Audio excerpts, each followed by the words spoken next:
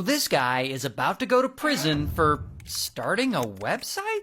Now the guy, let's call him Pirate. And Pirate's 27 and he hates the US government. He hates how they regulate and intervene and everything. And one day in 2011, he comes up with an idea to get around all that government regulation. He's gonna build a website. And on that site, you would be able to buy or sell anything you want anonymously, like fake passports, drugs, illegal pew-pews, things like that. And it would be like an Amazon for buying illegal stuff. And so he gets to work and he hires someone to help him build this. And eventually he launches it on the dark web. Now the site, it's called the Silk Road. And it's pretty successful right away. Like people flock to it and they buy all kinds of crazy stuff. And they pay for it all in Bitcoin, making things harder to trace. And just like Amazon, the site even allows you to rate and review sellers. Like, oh, this Zaza was pretty dank. 5 stars.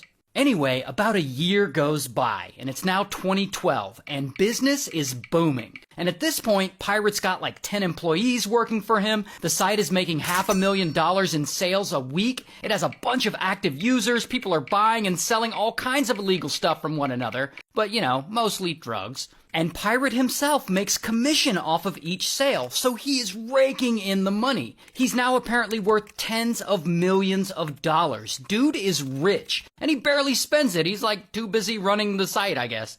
And this success is great and all. However, here's the problem with Silk Road being so successful so quickly. Because so many people know about it and so many people are talking about it, guess who now has their eyes on it? The one thing Pirate hates, the US government. And so the feds start investigating, and that is when this DEA agent gets involved. Carl Force. And Carl Force, he goes undercover and he becomes an active user on Silk Road. And he gets involved in the community and he eventually becomes online friends with Pirate. And at some point, Carl Force and other agents discover the identity of one of the people working for Pirate. The worker's name is Chronic Pain, because they all go by their usernames. So Carl Force and the feds set up a sting operation to bust Chronic Pain, and bam, they go in and they arrest him. Here's his mugshot. Now, once Pirate finds out that Chronic Pain has been arrested, he gets worried. As he should be, because it's only a matter of time before the feds figure out who he really is. And if Chronic Pain snitches on him, this could bring down Silk Road and his entire operation. Plus, Pirate has gotten word that Chronic Pain was stealing Bitcoin from the site or the company. So he's thinking, fuck that guy. So in 2013, Pirate does the only thing he can think of. He allegedly decides to hire a hitman to find Chronic Pain and get rid of him for good, so that he won't snitch and so that he'll stop stealing money from the site. And by the way, Chronic Pain was never stealing money from the site, just so you know. But anyway, so Pirate gets to work, and he contacts a buddy who he believes might be able to hire a hitman and unalive his former employee. That buddy ends up being Carl Force, the undercover DEA agent. And so Pirate hits up Carl and he's like, hey, I'll pay you $80,000 if you unalive someone for me. And Carl Force is like, what the heck? I mean, Now, we know Carl Force is a DEA agent, so he's not just gonna go and assassinate someone. So he collaborates with Chronic Pain and they stage some photos together. And they make it look like some hitmen captured Chronic Pain and that they are waterboarding him in a bathtub. Then they make him lay down on the floor and they pour soup on him and they make him look unalived. And they take a bunch of pictures, and Carl Force sends those pictures to Pirate, and now Pirate believes Chronic Pain has been unalived. Oh, and by the way, Pirate also allegedly orders 5 more hits on other people at different times. Like, bro is just crashing out. Allegedly.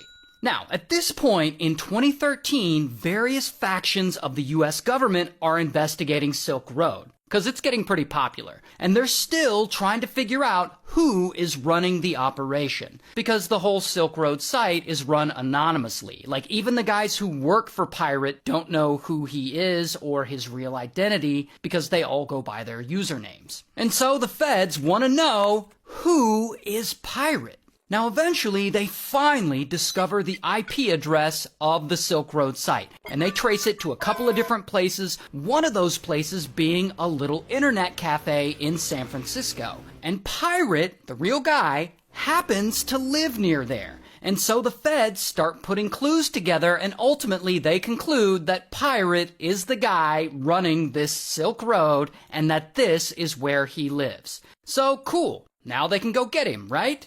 No, there's a problem. The feds can't just rush in and bust him because Pirate is a smart guy. His electronic devices are very likely locked and password protected. And if they can't get into his laptop, they won't have enough evidence to convict him. And so what do? They set up a little sting operation to get his laptop away from him while it's still open, while he's logged in, so that they can break into it. And so first, they find Pirate and they surveil him for a while. Then, once they know his routine, they follow him to the San Francisco Public Library, where he chills sometimes and works off their Wi-Fi. After that, some undercover agents go to this library. Then, two of the agents pretend to be a romantic couple arguing, and one of the people in this fake couple starts cussing the other one out. Now this causes Pirate to stop what he's doing and turn around and look at this fake couple. Then one undercover agent, posing as the wife in this couple, punches the other undercover agent, which creates a huge distraction. And now that Pirate has all his attention focused on this fight and he's nice and distracted,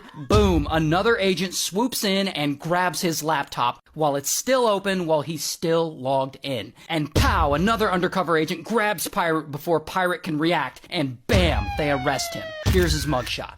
And listen to this. Allegedly, Silk Road had made $1.2 billion worth of sales in just these few years that the site was live. While Pirate himself made, from what I saw, about $184 million. Oh my God. But here's the crazy thing though. Silk Road sold a lot of drugs, as it was designed to do. And at least 6 people that we know of at some point died from overdosing on drugs that they had bought off that site. So when this whole case goes to trial, family members of people who had overdosed show up and they cry in court and they give personal statements against Pirate and the Silk Road, and this has a huge impact on the case. Plus, the prosecution brings up the fact that Pirate allegedly tried to hire hitmen to unalive some people, although they never formally charge him with that. I guess they have enough against him with illegally running the Silk Road, or maybe he never tried to unalive those people. I don't know, but they never charge him with it. And because of all that, at the end of it all, Pirate is found guilty, and he gets life in prison without the possibility of parole, which a lot of people feel is really harsh. Life without parole for running a website? Oh, but that's not even the craziest part. The craziest part is that Carl Force, the DEA agent who was working on the case, he was secretly extorting Pirate the whole time into giving him some of that money that the site was making. Pirate ended up giving him like $750,000 in Bitcoin. And so Carl Force, the DEA agent, also gets convicted in this scheme, and he gets 6 years in prison. Here's a picture of the guy. Not only that, but also another agent gets busted for stealing Bitcoin from the site while they were working on this very case. And he gets like 5 years in prison total. Here's his picture. But then it all changes one last time. Because in 2025, in a crazy twist, after Pirate had been in prison for around 10 years or so, the government officially steps in and pardons him. So he's actually out now.